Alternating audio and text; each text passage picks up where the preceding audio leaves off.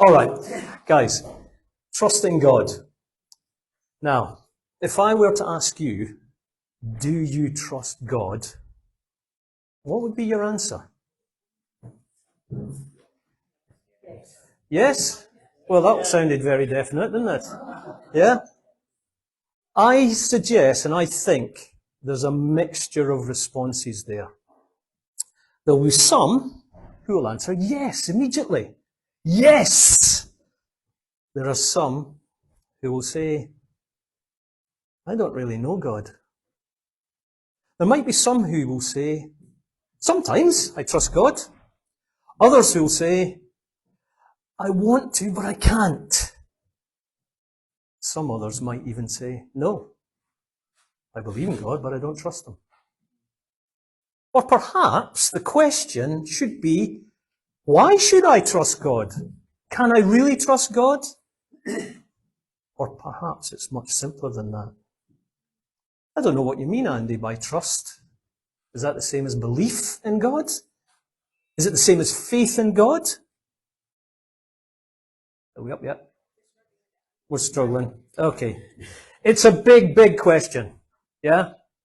But I'm going to put it to you now that trust in something or someone has a massive influence on your perception of life and your subsequent reactions to the situations that you encounter. I'm going to say it again. Trust in something or someone has a massive influence on your perception of life and your subsequent actions to the situations that you encounter, whether they be good or bad, happy or sad. Anything or anyone ever let you down? How do you feel? It affects us in different ways, and we deal with it in different ways. Trust has a massive influence on us. It says in the Bible, we are to trust in the Lord with all your heart and lean not on your own understanding. In all your ways submit to Him, and He will make your paths straight. Quite a command, isn't it? Trust in the Lord. Let someone else help us, despite what we do or think. But it's also a command with a promise. God will make our paths straight.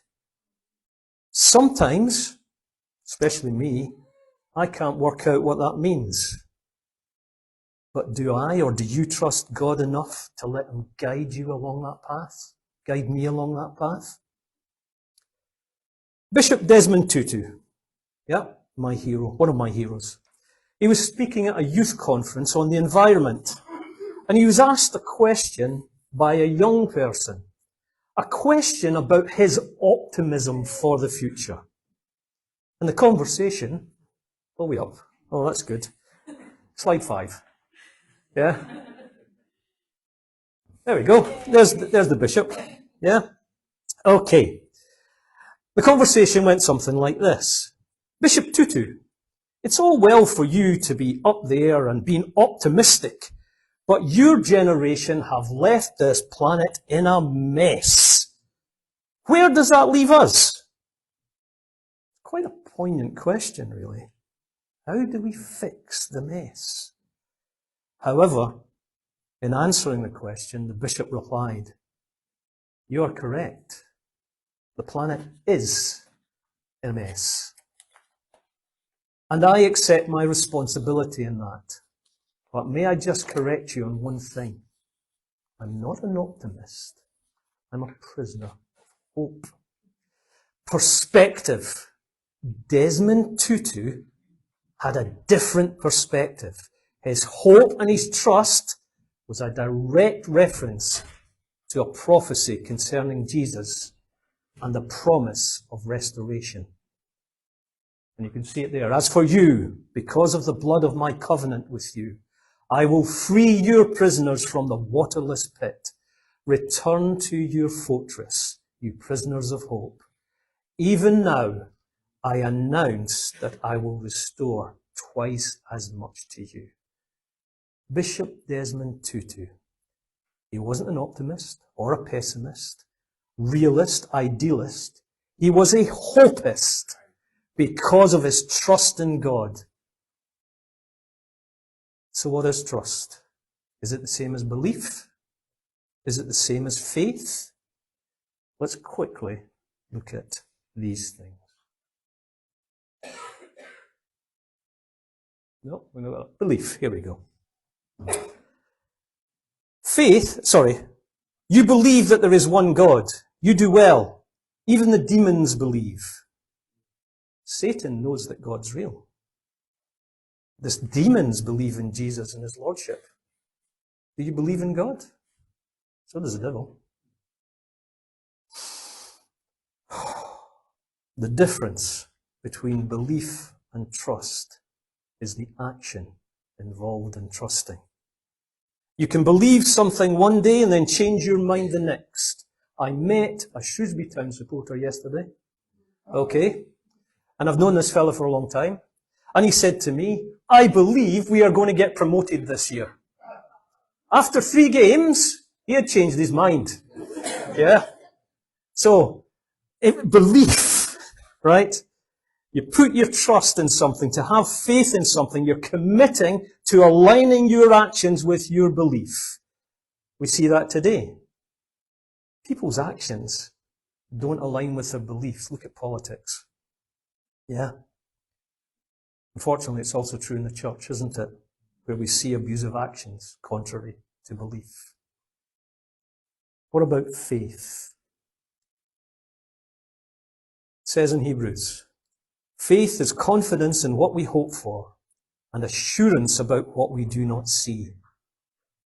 Faith makes little sense when we don't see proof of our belief with our eyes.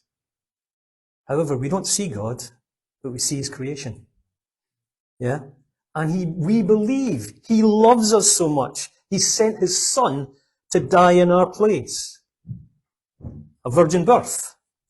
Or a resurrection from the dead. From the dead. I've lost the plot. Lost the place, sorry. Probably lost the plot as well. It doesn't make sense. We didn't see it, but we believe it anyway, don't we? Yeah? So what is trust? One definition of trust is to rely upon or place confidence in someone or something. Trust requires action. For example, I see a chair. Yeah? And I have faith that that chair is sturdy. So I sit down. I rely on the chair to support me, but the trust of sitting on the chair demonstrates my faith. Trust is a choice to rely on God and put our faith into practice. And that trust in God, I've found, grows over time. What about Noah? It says in Genesis that 6:9, Noah walked faithfully with God.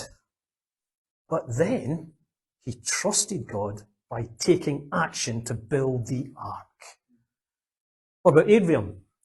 Abraham had faith when God told him to leave his home and go to an unknown land. Abraham didn't know where he was going, but he trusted the Lord enough to go on that journey. What about Rahab? Remember Rahab?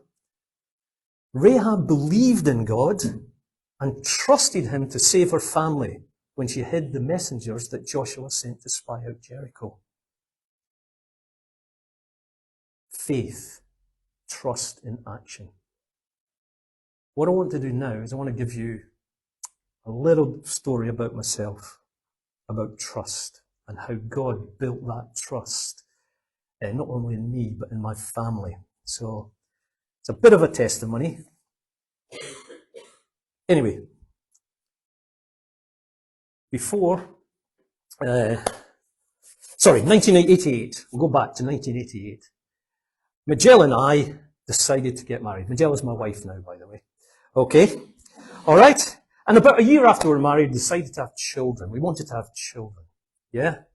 But we tried and tried and tried, or we practiced a lot, but to no avail. Yeah? Okay? So, anyway, we got some tests done, and given that we both had private medical insurance, we were in good jobs at that time, we were able to go to a specialist fertility clinic where we met a doctor. His name was Dr. Sathanandan, and we found out was one of the doctors that worked with Louise Brown, the first test tube baby. So we knew that he was a bit of an expert, you know. He was a lovely man, though. However, the test showed that Magella's tubes were so badly damaged that it was impossible for us to get pregnant. Or for, not me, Magella to get pregnant. Yeah? Okay. And we have documented evidence of that from Dr. Sathanandan saying it was impossible for an egg to pass through my wife's damaged tubes. He suggested IVF, but that brought some quite serious complications and dangers for Magella. We weren't Christians at the time, so we were a bit, I don't know, we just didn't know what to do. So we decided that we'd go to another country and just start a new life. Yeah? So we got all these points to go to Australia, which was fantastic.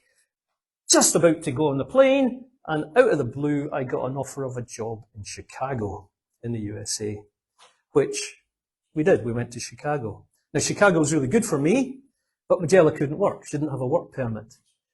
She tried and tried and tried, couldn't get a job. So what she did, she went to this local Irish bar/restaurant to see the owner, who was Irish, asking not to be put on the payroll, but just to work for tips. Amazingly, he agreed, right? Which was really quite serious, because if Magella had been caught doing that, he would have lost his business. And that's perhaps the most significant event in this whole story. After a few months in the job, another employee came, Irish. Sean Byrne was his name. He was training to be a vineyard pastor at the vineyard Evanston. Okay? At work, he decided to start asking Magella questions like, why do you think Jesus died, Magella? Is God real, Magella? My wife, in her own sort of indomitable style, shrugged off his questions. However, Sean and his wife Debbie, they were lovely, and Magella and I became good friends with them.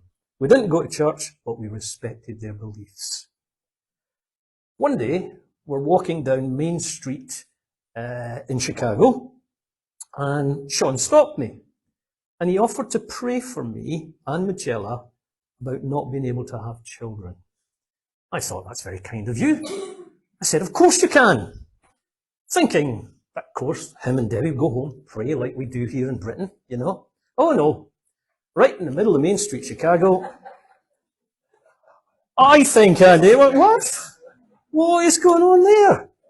I tell you, I didn't know where to look. Didn't know what was happening.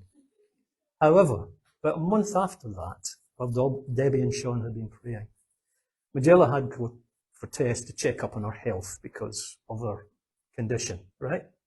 However, when we got the test results back, Magella's tubes were perfect. Perfect. Now, God gets your attention, doesn't he? Right? A month later, Magella became pregnant. Now, we had done nothing different, and we'd been trying for children for 4 years. Coincidence? I don't know.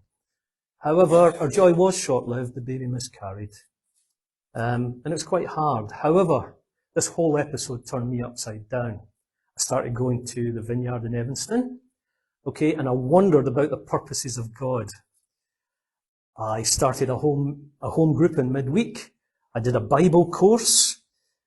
And I have to say, for my home group, I'd never met a bunch of people so lovely and genuine. They prayed for Magella and I continuously. Guess what? Magella became pregnant again. However, after 12 weeks during a routine scan, we found out that something was wrong. Our baby's skull had failed to develop properly, and there was a large hole in the skull through which the brain tissue was herniating. This was another blow. The specialists advised us to terminate the pregnancy, as it would cause us less grief, in their opinion, since they said the baby would die at or just after birth. Magella and I talked about it a lot. We asked for God's help. We decided to trust God and not to terminate the pregnancy. We wanted to meet our child.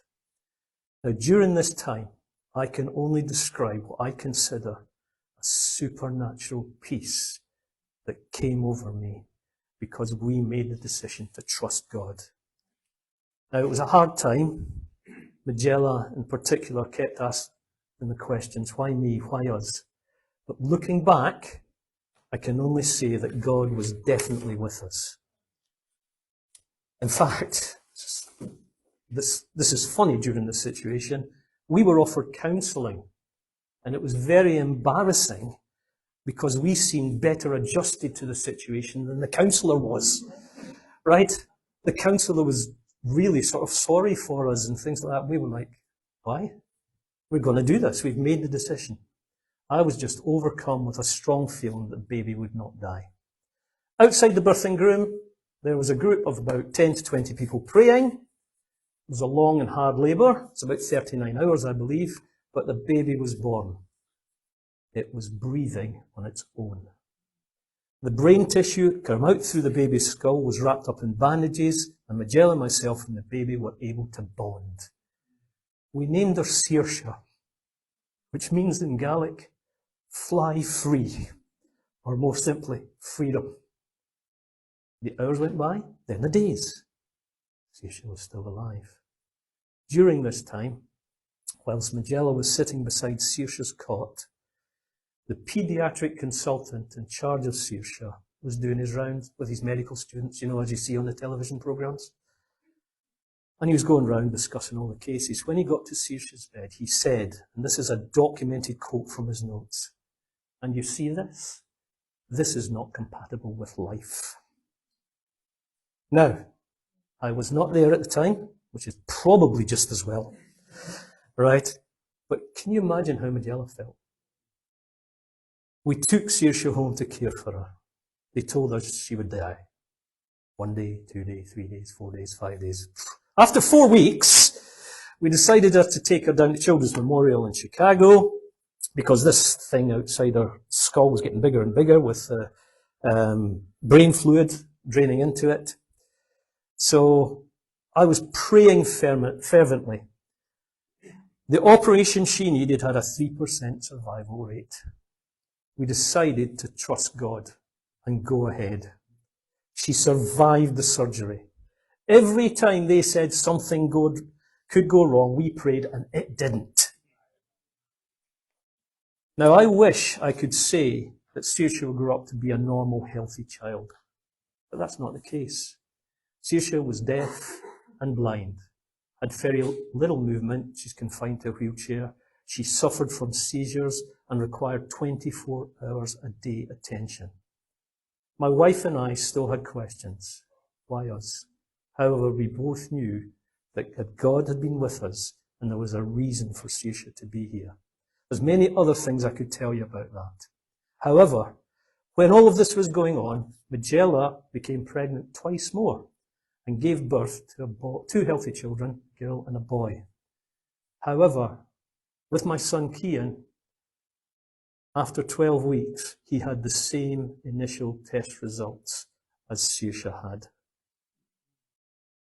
We placed ourselves in God's hands and said, God, we trust you. 2 weeks later, the next test came back normal. Now, we took care of Saoirse at home for the next 19 years, and occasionally we've asked ourselves the question, why was Saoirse born that way?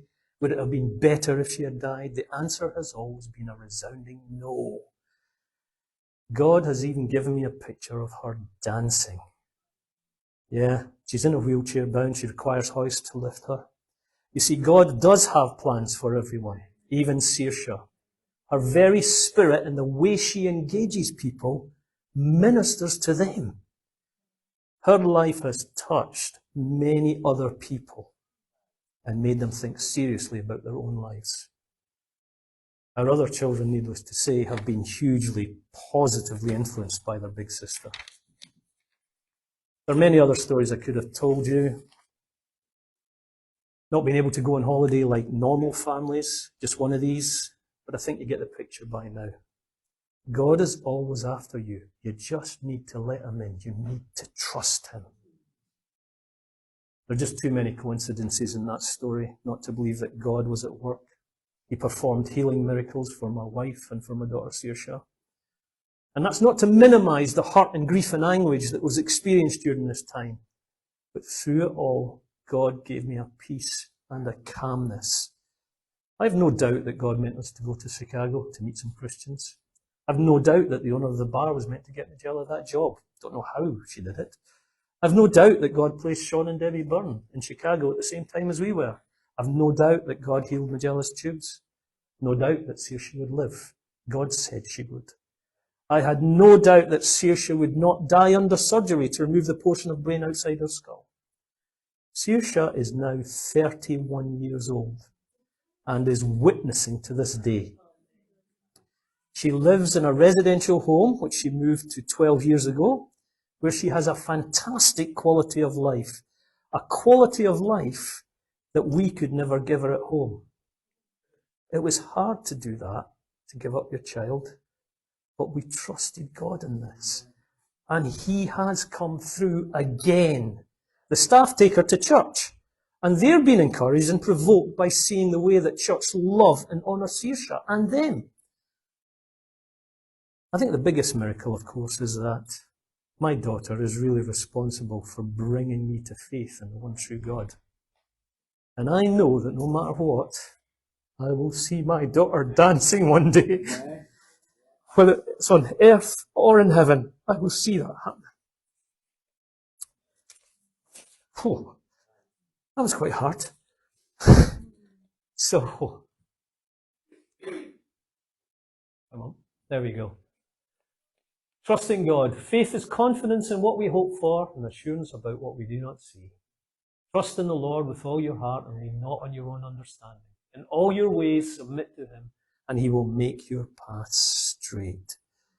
So my story, that's what it's about. It's about faith and trust. I put my trust in him and I continue to do so to this day. I have my ups and downs, but my underlying perspective on life is trust in God. He influences every situation I am in and the hope of his glory. Now, it's quite funny because Julie basically gave this verse earlier on. How did she know? Yeah? And we boast in the hope of the glory of God. Not only so, but we also glory in our sufferings, because we know that suffering produces perseverance. Perseverance, character, and character, hope. And hope does not disappoint us, because God's love has been poured out into our hearts through the Holy Spirit who's been given to us. Hope doesn't disappoint or shame us in any way. We can boast in God's glory. His grace is sufficient to us. There is a story that is in a book called Ruthless Trust by Brennan Manning, who I don't agree with everything he says, but it goes something like this. There was a guy who wanted to be a missionary. He prayed and prepared, and as part of his preparation, he flew to India to meet with Mother Teresa. He asked Mother Teresa, and he said to her, I've come a long way so that you can pray for me so that I could have clarity about God's will for my life. Mother Teresa said, no, I won't pray for that because certainty is the last idol that you're clinging to. I will pray that you trust in God. Trust in the Lord with all your heart. Easier said than done, isn't it? But it turns out when we take away the burden of certainty, it frees us up to walk in faith. Lean not on your own understanding. We certainly didn't through the life of Saoirse. So, I believe there are 4 things that come out of this story and this talk that can help us in building our trust in God. The first thing is knowing who God is and accepting Him. It's hard to trust something or someone you don't know. Terry alluded to this a few weeks ago in his talk, didn't he?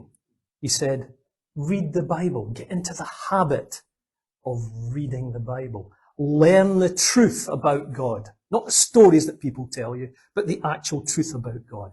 It will set you free. Knowing God's heart and intentions. Again, I can't remember who came up. I have a plan and a purpose for you, to prosper you in love. He says, love one another as I have loved you. All the law and the prophets are summed up by 2 commands. Love the Lord your God with all your heart, all your soul, all your strength. And the second, love your neighbour as yourself. It's about love. About the third thing, surrendering your control over the outcome. Do not lean on your own understanding. We had little choice. When you've reached the end, exhausted all possibilities, who can you turn to? Who can you trust? Give it to God. He will make your path straight. Maybe not what you think, but He will make your path straight. And having patience. Wait. Jenna, a few weeks ago, said that we grow in the waiting rather than getting solutions, she said. This was certainly true for me.